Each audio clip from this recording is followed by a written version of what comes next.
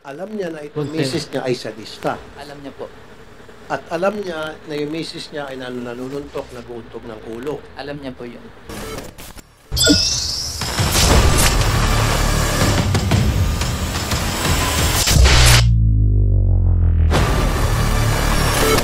Mga kabanato, continue ito sa pagdinig patungkol sa pagkabulag nga ni Manang LV, no? Dahil itong mga amo niya ay masyadong bayolente.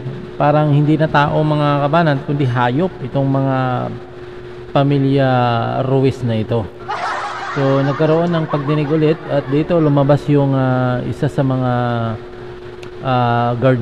garbage collector at pinatunayan niya na talagang si Manang LV ay binugbog talaga at yung lalaki ay nagpapalusot pa yung gas-gas na mga dahilan na kesyo daw pinabura niya daw yung picture dahil daw ay baka ma-hold up sila. Mantakin mo mga alibay niya, talagang mga alibay ng mga demonyong ito mga kabana, talagang demonyo parang hindi tao yung ganitong taong ugali. Imagine mo bugbugin mo at yung mayroon pa nga nagsalita kanina, hindi ko lang pinasok sa video na ito na tinaga nyo yung kamay, pero yung pagtaga ay yung likod ng itak kaya hindi naman naputol kundi namaga lang yung kamay. So mantakin mo, hindi talaga tao itong Ruiz na ito, talagang sadista mga kabanat. So sa bahagi na ito mga kabanat, ang nagtatanong dito si Senadora Rapi Tulfo, tingnan natin, medyo malakas yung ulan, sana hindi ma-interrupt itong ating recording mga kabanat kasi live ngayon Pa ba sa inyo ang sinasaktan? Wala naman po, Your Honor. Okay, sa iyong palagay, anong dahilan kung bakit si Manang LV ang paborito niyang gawing punching bag? Mr. Tulfo, if I may interject. Sa iyong sinumpaang salaysay, sinabi mo, dinuduro ka din at minumura. Opo. Sinakta ka ba? Hindi po. Pero minura ka. Minura niya po ako. Bakit ka minura? Yung pangalawang araw ko po yan, sir, na nagtatrabaho po. Na buong maghapon na pong nakatayo sa kaka-assist po ng customer, nag-aayos po ng gulay. Tapos saglitan lang po umupo ako dahil po sa sobrang sakit na po ng aking paa, kakatayo po.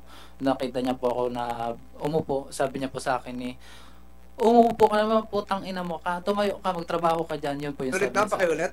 Sabi niya. Umupo, Sabi niya po sa akin. napagod ka na, nangangalay ka na, Opo. dahil na maghapo ka nakatayo, na umupo ka, anong sabi sa'yo? Sabi po sa akin, umupo ka na naman mo ka, magtrabaho ka. Yun po ang sabi sa akin.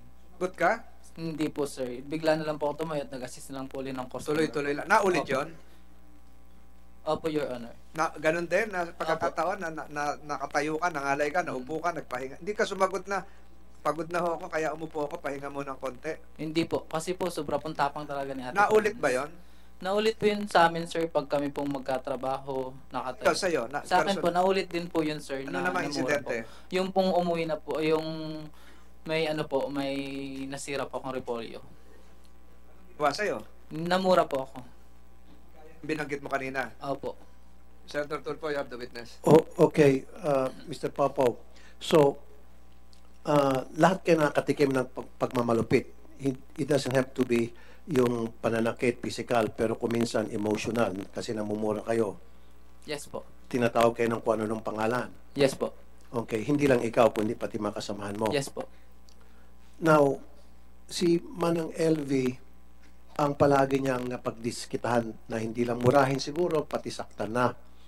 Anong sa palagay mo, bakit si Manang LV ay napagdidiskitahan niya palagi? Sa kwento po sa amin ng mga katrabahador ko po doon, si Ate LB daw po ay nagnakaw. Yun po ang kwento din ni Ate Franz po sa amin. Nagnakaw daw po yan. Pinagkakatiwalaan daw po niya yun dati. Tapos nagnakaw daw po si Ate LB. Kaya po yun. Okay, sinabi niya nagnakaw doon si Manang LV. Opo. Okay, sa inyong pagkakaalam, totoo ba? Hindi. Sa pagkakaalam ko po ay wala pong katotohanan kasi po itinatanggi po yun ni Ate LB. Okay, good. So, nung time na yung dito kay Mrs. Ruiz na nagnakaw sa LV, pinabarangay niya ba? Yun pong hindi ko na po alam. Ano raw yung ninakaw? Ninakawan daw po sa Ate Franz ng pera po. Magkano raw? Malaking halaga daw po. Ito na yata yung 12,000. During the last hearing, nasabi niya 12,000. ninakawan daw siya ni Manang LV. Since then, doon ba nag-umpisa yung pananakit na? Kasi Yung po, pagmamalupit?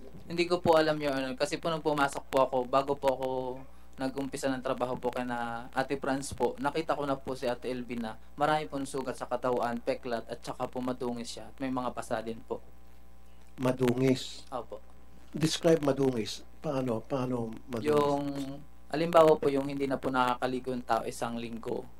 Sobra po para pong may mga patay na siyang libag, tapos mga pasa-pasa pa po. At Sugat-sugat. araw-araw, madungis si Manang LV, nakikita ni Mrs. Ruiz, nakikita ni Mr. Ruiz. Yes po. At wala silang sinasabi, wala silang ginagawa. Yes po. Hindi na sinasabihan, Manang LV, ano nangyari sa'yo? Ba't marumi ka? O madungis in your own word. Ba't madungis ka? Ano nangyari? Walang ganong klaseng pagtatanong mula sa kanila? Wala po. So, ibig sabihin, kinukonsinti nila, alam nila na marumi siya, and yet, okay lang sa kanila. Parang gano'n na po. Hindi sila tataka bakit ka madungis. So, parang, okay sa kanila madungis ka kasi kami may kagagawan kung bakit ka madungis. Parang ganon siguro. Para pong kayo na pong nangyari. Kasi, syempre, kung concerned sila at wala sila kinalaman sa pagiging madungis niya,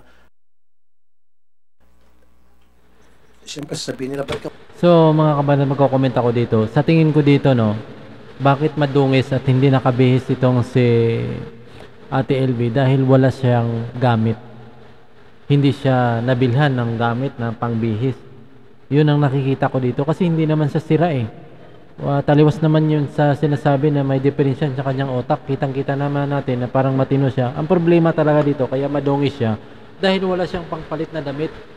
Wala siyang pangpalit, kaya napilitan na lang siya. 2 linggo, tapos isang linggo ata, hindi nakakabihis dahil yung gamit niya, ay baka pati yung mga gamit niya tinira nitong mga demonyong ito, di ba mga kabanat? So tuloy natin itong i-mute ko lang kasi maulan eh. ka madungis? Maligo ka nga, magbihis ka nga. Ayaw namin ng madungis na bahay na ito. Pero nakita nila madungis siya, pinabayaan lang nila para bagang alam na nila at kasama sila Opo. doon sa dahilan kung bakit siya madungis. Opo. Tama. Kailan mo nadatnan na si Manang LV ay hindi na nakakita? Nung start ko po doon ay hindi ko po matandaan ng saktong date po ng pagtatrabaho ko doon. Pero February 2020 nag-start po ako ng trabaho doon. Nung pagdating ko po doon, yun na nga po, nakita ko po si Ate LV na madungis, marami pong sugat sa katawan, peklat. Yung ano po, yung isa po niyang mata ay maputi na po, para pong bulag na, ganun po yung... Okay. So bukod sa madungis, nakita mo maraming sugat at saka meron na puti na isang mata. Yes po. Again, nakita nilang dalawa ito mag-asawa and yet wala silang reaksyon.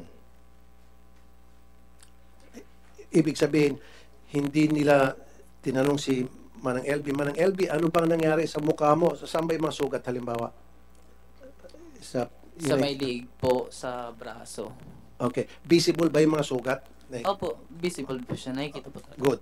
So ngayon, nung makita nila, bukod sa madungis, nakita nila yung mga sugat niya sa liig, saan pa? Sa braso po. Sa braso. Mga paa. Paa. And yet, hindi nila sinita, ano nangyari sa sugat mo? Walang ganon. Wala pong ganun, Your Honor. Kahit man lang sabihin, sinaktan ka ba ng mga kasama mo, nadulas ka ba, natumba ka ba, kinamlot ka ba ng pusa, walang ganon tanong. Basta Wala po. dead ma lang, ika nga. Abang klaseng tanong nito ni Senador Rapi Tulfo, alam niyo naman kung sinong nananakit. Tatagal at tatagal yung hearing mo pag ganyan ang tanong mo eh. Alam mo naman kung sinong nanakit eh. Hindi na kailangan itatanong ng ganun mga kamanat, di ba? Labo nito ni Senador Rapi Tulfo din eh. Wala po. Okay. Opo, ganun po. And then, nakita nila na puti na yung mata, something strong. Nung pumasok si Manang LV, okay pa yung mata niya. Ngayon, pumuti na yung mata. Wala pa rin silang concern. Wala po. At wala kang narinig na offer mula sa kanila na, Manang LV, pagamot ka namin. Wala po. Wala. Opo. So, kumbaga, manhid lang. Opo. Now, sa pagkakaalam mo, sa pagkakaintindi mo, kayong lahat, bakit ganon? Bakit wala siyang pakialam doon sa kalagayan ni Manang LV na sabi mo madungis, maraming sugat, at puti na yung isang mata na nabubulag na, sa feeling mo, kayong magkakasama, syempre, nag-usap-usap kayo niyan, di ba? Ano sa palagay niyo, bakit pinapabayaan nilang dalawang mag-asawa si Manang LV na gano'n yung estado, kaawa-awa? Sa pagkakaintindi ko po, si Ate Franz po ay gumaganti kay Ate LV po. Gawa po daw doon sa ninakon po na pera. Okay.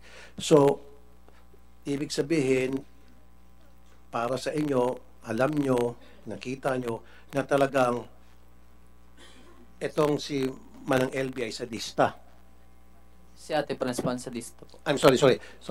Itong si Mrs. Ruiz ay sadista. Opo. At kasama na rin itong si Mr. Ruiz. Sa pagtatrabaho ko po doon ng 2 linggo po, ay hindi ko po nakitang nanakit po si Kuya po. Pero alam ni Mr. Ruiz na itong kanyang misis ay nananakit. Alam po. Alam niya na itong Content. misis niya ay sadista. Alam niya po. At alam niya na yung misis niya ay nanununtok, naguuntog ng ulo. Alam niya po yun. At alam niya kung bakit maraming sugat si Manang LV. Opo, alam niya po yun. Kasi Eh, po asawa niya po yun. Kasi asawa niya. On top of that, ay kita rin niya. Opo. And yet, wala siyang ginagawa. Opo. Sa palagay mo, bakit? Hindi ko po maalam ang dahilan, pero baka po dahil po dun sa sinasabi po ng mga kasamahan namin at sinasabi po ni Ate Franz na nagnakaw sa Ate LV. Kaya po gayon. Ni minsan, wala kang narinig, kayong narinig na inaawat nitong si Mr. Ruiz, si Mrs. Ruiz na tama na yan. Wag mo nang saktan o pabayaan mo na yan. Walang ganon. Minsan po maawat po si Kuya po pagka sobra na po yung pananakit ni Ate Franz. Pag sobra na. Kailan mo nakita yung insidente na inaawat niya si Mrs. Nel sobra ng pananakit? Doon po yun sa pangalawang, yun sa after 1 week ko po doon sa inanuan po siya ng CD. Inawat po sa Ate Franz. Okay. Anong klase pananakit na ginagawa niya? Yun po yung pinagdikdikan po ng sili si Ate LV. Tapos Paano ulit? nakita ko pong pinagdikdikan po ng sili po, yung nagdidikdik po ng sili yung isa ko pong kasamahan, tapos po yun ay kinuha po ni Ate Franz at galit na galit po siya kay Ate LV. Tapos doon po siya inaawat po ni Kuya po. Nagawa na yung sili na ilagay na sa... Opo, bago po naawat ay nalagyan na po si Ate LV. Nalagyan na saan? Baka po, hindi ko po siya nakita mismo kasi po after mga ilang minuto po ay nagpaalam po ako kay Ate Franz na ako iihi po sa CR. Nakita ko po lang doon si Ate LV po ay naghuhugas na doon ng kanyang bibig. So, okay, nahugas may big. And then doon, inawat na nitong si Mr. Ruiz. Opo, Anong klase pag-awat ang ginawa niya? sumigaw po si Kuya po na tama na yun. Tama na. Ito po, if I may interject. Yung pagdidikdik ng sili, didikdik yung sili dahil isusubo o talagang nagdidikdik ng sili dahil gagawing panghalo sa ulam. Hindi po, sabi po, Para kay Manang LV talaga yun. opo, Inutusan Para daw po. idikdik para isubo. para daw po magtanda sa Ate LV. Natatandaan mo yung pangalan ng nagdikdik? Hindi ko na po matandaan kasi po 2 linggo lang po ako doon, hindi rin po ako. Siling pula? Opo, Yun. ganun po. Salamat sa Sen. Sorry, after it. So, Mr. Ruiz, in fairness to you, umawat ka rin pala. Bakit ka umawat? Naawa ka ba kay Manang LV o nakita mo labis-labis na yung ginagawa ng Manang LV? Your Honor, wala naman po ko inawat kasi wala man po ko nakita na nag-aaway. Hindi, yung sili na nilagay ni Mrs. Ruiz sa bibig ni Manang LV, kaya umawat ka. In fairness, umawat ka rin. Wala po nakita po, Your Honor. Wala ka nakita. Wala po. Wala ka talagang nakita. Wala po, Your Honor. Okay. Baka mamaya ikaw ang susunod na ipapa-contempt ko. Maniwala ka sa akin. Tapos. Maniwala ka sa akin. Yung ulo ko, tumutulo na. Saksakan kayo na rin sinungaling. So anyway, meron pa bang ibang insidente na umawat ito si Mr. Ruiz dahil nakita niya labis-labis na ginagawang pananakit kay Manang LV? Wala na po, Your Honor. Yun lang. Opo. Now, yung pag-utos ni pag-utos ni Mrs. Ruiz kay Manang ay doon sa kung sino may inutosan magdikdik ng sili para ilagay saan nilagay? Sa bibig, sa mukha ni Manang LV? Sa bibig po. Sa bibig. Nung inilagay sa bibig ni Manang LV yung dinikdik na sili, ano naging reaksyon ni Manang LV? Umiyak na po siya nun. Sumisigaw po siya, tama na po, tama na. Nandito ba yung yung pinagdikdik ng sili? Wala. Bakit kayo sunod-sunuran? Bukod sa takot kayo, baka mawala kayo ng trabaho, bakit kayo sunod-sunuran dito sa dalawa? Kasi po, mahirap lang po kami. Kailangan po namin ng trabaho. Ayaw din po namin mawala ng trabaho nun, pero kaya po nagsunod-sunuran na lang po kami sa kanila. Alam po namin nakakataas si Ate Franz, mayroon pong kakayahan na kung ano po ang kayang gawin. Meron po silang Stay-in pera. po kayo lahat. Opo, stay-in po ako doon. Okay. Yeah, naintindihan ko po yun. Kapit sa patalim, ang tawag nga doon. Siyempre, ayaw nyo mawalang trabaho dahil kapag kayo pumalag, kayo sasaktan. Magkano ba ang pasahod sa inyo? Pasahod po dun sa akin, 150 lang po a day. 150 a day? Opo. Magkano ba yung 150 a day? Pag-compute nyo nga. 4-5 a month? The CIDGs, the witnesses present before this committee.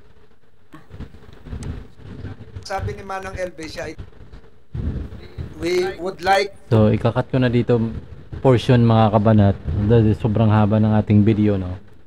So, magkaroon tayo ng ibang part ng video. Kasi ang kasunod nito ay nagtatanong itong si Senadora Tolentino.